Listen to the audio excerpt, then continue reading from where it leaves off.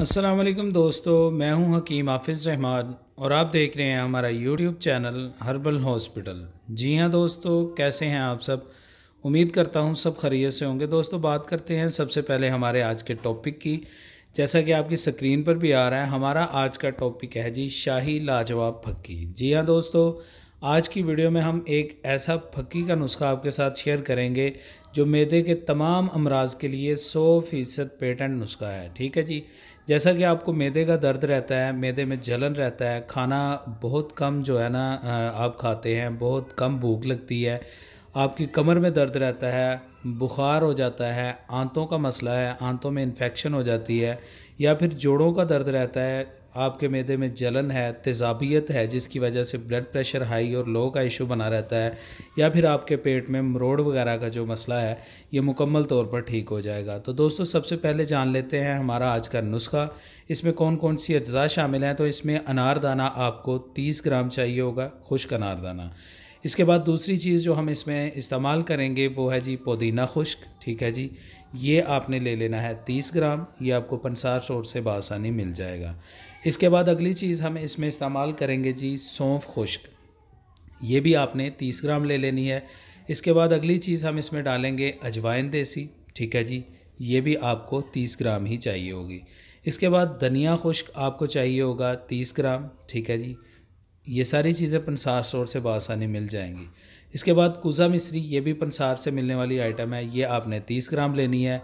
इसके बाद इसमें जो है ना आपने ज़ीरा सफ़ेद इस्तेमाल करना है और ये आपने 10 ग्राम लेना है। इसके बाद मिर्च स्याह जो गरम मसाले में हम इस्तेमाल करते हैं, ये आपने 10 ग्राम ले लेनी है। इसके बाद अगली चीज़ जो हम इसमें इस्तेमाल करेंगे वो है जी नौशादर ठीकरी। ठीक है जी, ये भी आपने 10 ग्राम ले लेना है। इसके बाद इसमें आखिर में हम जो इस्तेमाल करेंगे वो है जी दाना बड़ी इलायची। ठीक है जी, बड़ी इलायची के सिर्फ आपने दाने लेने हैं, छिलका नहीं लेना, और 10 ग्राम आपने ले लेने हैं। नुस्खा आपका मुकम्मल हो चुका है। बात करते हैं तरीका क्या है इसको बनाने का। तो दोस्तों, जितनी भी चीज़ें मैंने आपको बताई हैं, सबसे पहले आपने इनको जो है ना अच्छे से साफ़ करना है। साफ़ करके इनका जितना जितना वज़न बताया है आपने वज़न पूरा करके इनको किसी ग्राइंडर मशीन में डालकर अच्छे से पीस लेना है। इसको छान के आपने किसी शीशे के जार में इनको महफूज कर लेना है। मेडिसिन आपकी तैयार है। तो बात करते हैं तरीका इस्तेमाल की कि इसको हमने इस्तेमाल कैसे करना है। तो दोस्तों, इस मेडिसिन को आप दिन में 2 टाइम इस्तेमाल कर सकते हैं, यानी कि सुबह और शाम। ठीक है जी, और ताज़ा पानी के साथ आपने इसको इस्तेमाल करना है।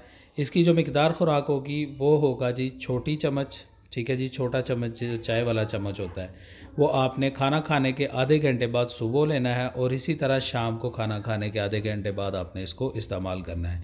दोस्तों, मैदे के रिलेटेड जितनी भी बीमारियां मैंने आपको बताई हैं मुकम्मल तौर पर ठीक हो जाएंगी।